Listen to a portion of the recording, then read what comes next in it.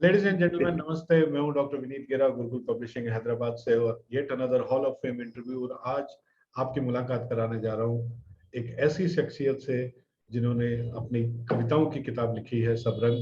आनंद सोहर जी हिमाचल से हैं और अभी उनकी किताब रिलीज हुई है, जो कि कविताओं, जिसमें बहुत सारी अलग अलग तरीके की कविताएं हैं। उनकी बहुत खूबसूरत रचनाएं हैं और आज उनसे मुलाकात करने का हमें मौका मिल रहा है। आनंद जी, बहुत बहुत स्वागत आपका। और सबसे पहले तो आप दर्शकों को अपने बारे में बताइए।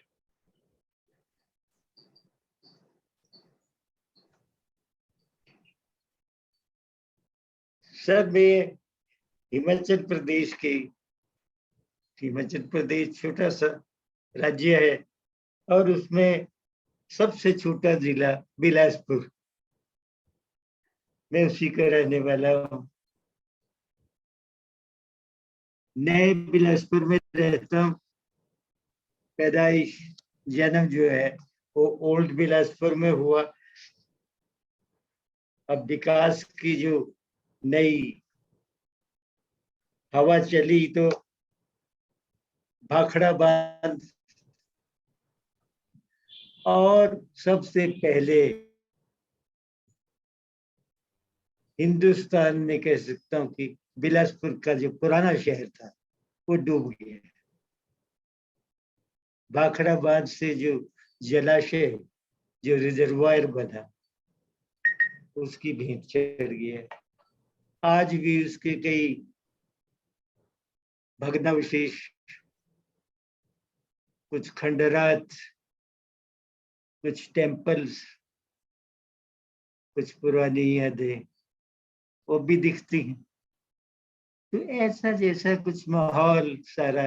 अब जो बिलासपुर है वो बिल्कुल सुसज्जित है सभी सुविधाओं से। तो ऐसा कि जिंदगी की एडजस्टमेंट है जो करनी पड़ती है। मैं ऐसे शहर का रहने वाला हूँ जो हमेशा विस्थापित रहा और अपने आप को व्यवस्थित भी करा है। श्रुति जी ने पूछा और प्रश्न किया कि थोड़ा विस्तार से बताएं। विस्तार से ऐसा है कि हर चीज यहाँ मुहैया है। School, college, anything, hospital. लेकिन इनका प्रश्न, जो मूल प्रश्न था कि मैं थोड़ा विस्तार से, तो उसमें थोड़ा पीछे जाना पड़ता है यादों में। जब मैं बालपन में था, से अबाउट मैट्रिक से पहले, तो मैं पायलट बनना चाहता था, वायुसेना। लेकिन ऐसी सुविधाएं यहाँ नहीं थी, तो कोई एकेडमीज नहीं थी, कोई ऐसा नहीं था, गाइडेंस भी नहीं थी। हालांकि फादर जो डीसी ऑफिस में सुपरिटेंडेंट थे, लेकिन पर एनीहाउ हमने, अब शायद वही दिल में बात रही होगी कि पायलट बनना है, उड़ान भर रही ला कर, तो कविता के क्षेत्र में उतर आए। वो भी था पहले। कविता का शुरुआत जो है वो बड़ा गुरुजनों का आशीर्वाद। कॉलेज में जब पहुंचा, प्री यूनिवर्सिटी हुआ करती थी तब, BA1, उस समय हमारे जो अंग्रेजी के लेक्चरर थे, आज वो भी बड़े राष्ट्रीय स्तर के लेखक हैं, कहानीकार हैं, प्रोफेसर विशेष शर्मा। उनको बोलते, देखते, पढ़ते, समझते कविता का शौक हो गया। और आज भी मुझे याद है कि एक कंपटीशन हुआ वहाँ, पोएटिक रेसिटेशन कॉलेज में, 1970 की बात है।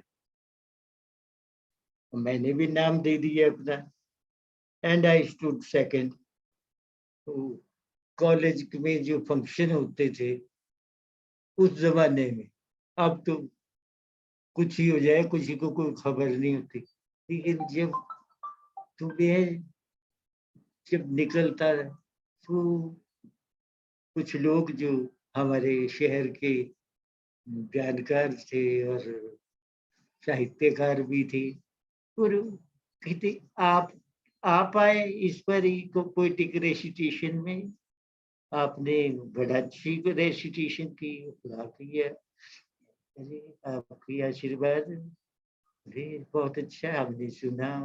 पहले चर्चाएं होती थी इस बात की, अब कहाँ चर्चा होती है, अब नहीं होती। Anyhow, तो कविता का शौक सन 70 से चला हुआ है। फिर बीच में नौकरी नौकरी भी मेरी रंगमंच से जुड़ी हुई, पब्लिक रिलेशन रहा, तो उसमें भी मैं जुड़ा रहा, मंच से, रंगमंच से, इस तरीके के आयोजनों से जुड़ा रहा, पर इतना टाइम नहीं मिलता था, इतना समय नहीं मिलता था। अब क्योंकि अपना समय है तो लिखते रहो, आप जैसे मेहरबान मिल गए तो आपने इसको प्रकाशित भी कर दिया, जिसके लिए मैं आपका बहुत बहुत आभारी हूँ। तो इस प्रकार से जिंदगी, मेरे बड़े भाई साहब भी लिखते हैं, छपते हैं, तो इस तरीके से ये मतलब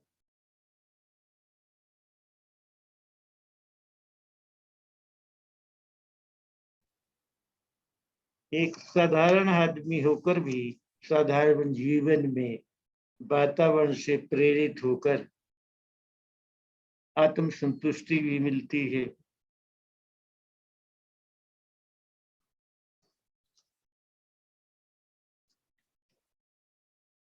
दूसरा प्रश्न। जी बहुत बढ़िया।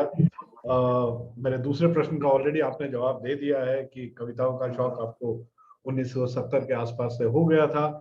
तो मैं अब अपने अगले सवाल की तरफ आता हूँ कि जब आपने ये कविताओं का संकलन बनाया तो सबरंग आपने इसको क्यों नाम दिया, इसके लिए क्यों आपने ये टाइटल चूज किया?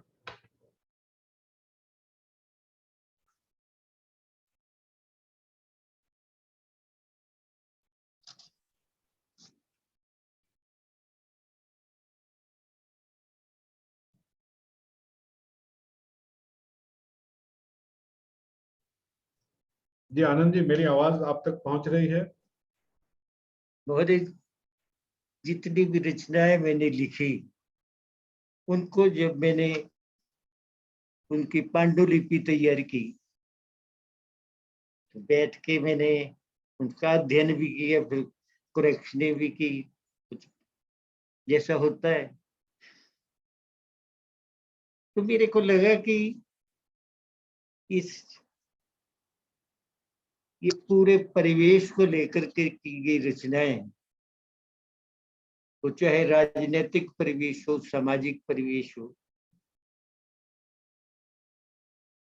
प्रकृति, सौंदर्य, ये सारी बातें मैंने इसमें पिरोई हुई देखी।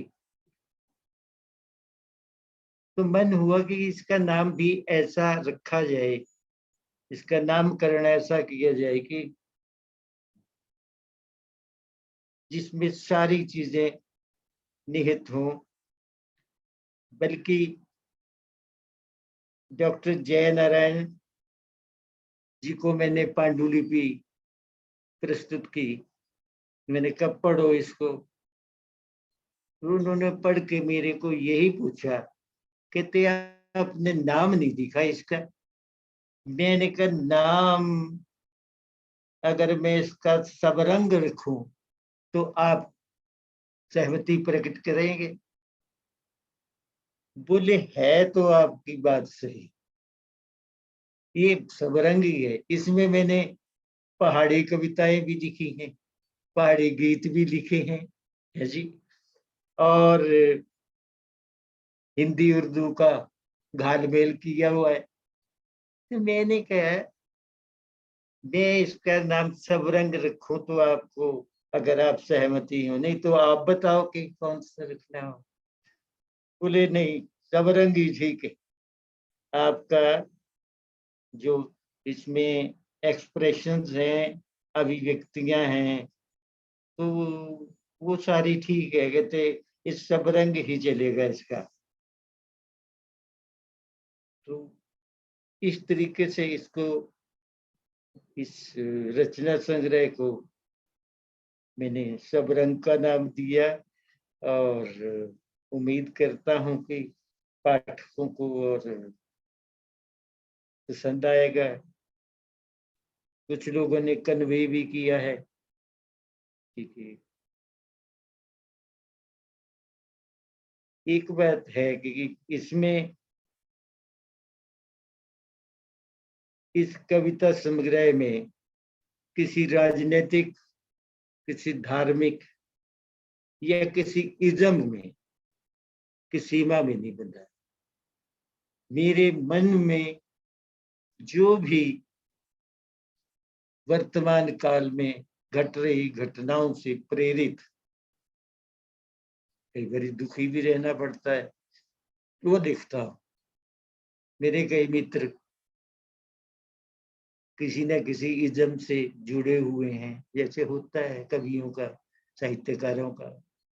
लेकिन मैं उनकी राय से, मैंने उनको भी बता दी कि मैं किसी इज्म में नहीं बचता। स्वच्छंद आदमी हूं, मैंने कहा, स्वतंत्रता पूर्वक लिखता हूं। लिखता वही हूं जो मेरे दिल को अच्छा लगे,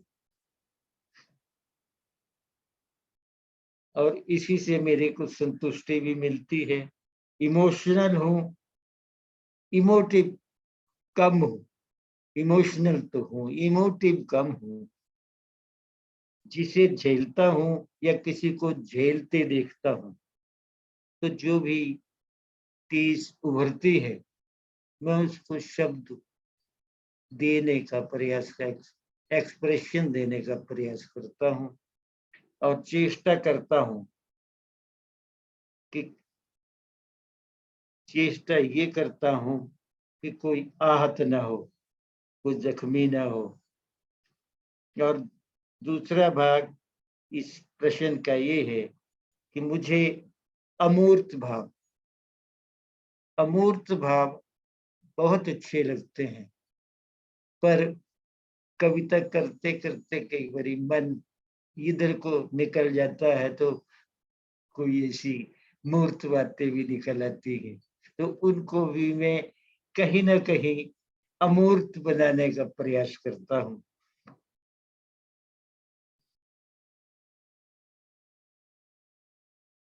और इसी तरीके से लिखना भी, सुनना भी, लेकिन लयबद्ध रचनाएं अधिक पसंद है। कविता के भाव क्या हों, इस पर विशेष ध्यान देता हूँ। मेरे विचार में साहित्य ऐसा होना चाहिए जो सबके लिए तरल और सरल हो।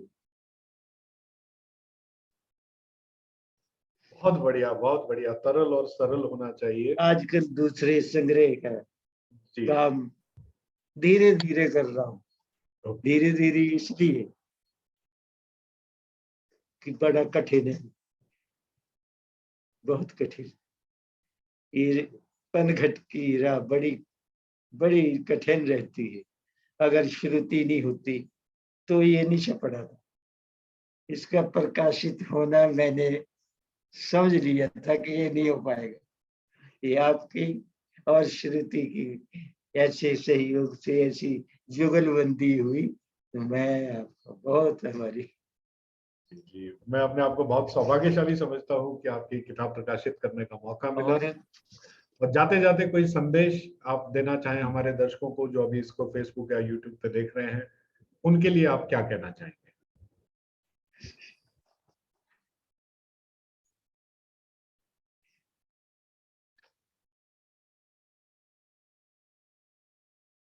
इतना बड़ा संदेश की बात आपने कही है। मैं स्वयं उस स्थिति में हूं कि मैं लोगों के संदेश सुनूं, अपने आप को परिवारजित करूं, अपने आप को और कुछ आगे बढ़ाने के लिए उनके रास्ते का, उनकी गाइडेंस का, उनके निर्देशों का चयन करूं। इसमें संदेश यही कहा जा सकता है कि महसूस करने और शिद्दत से महसूस करना और बड़े बड़े साहित्यकारों की रचनाओं को पढ़ना, उसके अनुरूप उनकी पद चिन्हों पर चल करके नए साहित्य का, नई कविता का भी सृजन किया जा सकता है और लोग कर भी रहे हैं। जी जी, बहुत अच्छा लगा आपसे बात करके आनंद जी। और आपका जीवन वास्तव में बहुत प्रेरणादायी है और आपकी कविताएं भी उतनी ही इंटरेस्टिंग है जितनी इंटरेस्टिंग आपकी पर्सनैलिटी है। सो लेडीज एंड जेंटलमैन, ये थे आनंद सोहार जी, हिमाचल प्रदेश से आज हमारे साथ जुड़े थे। और अगर आप इस वीडियो को देख रहे हैं यूट्यूब पे तो आप हमारे चैनल को सब्सक्राइब कर लीजिए ताकि आने वाले ऐसे ही मजेदार रोचक ऑथर्स इंटरव्यू आपको मिलते रहे। और अगर आप इसे देख रहे हैं फेसबुक पे तो आप हमारे पेज को लाइक करके रख लीजिए ताकि आने वाले समय में आप हमारे से जुड़े रहें। आपका बहुत बहुत धन्यवाद। Thank you so much Anand ji, thanks a lot.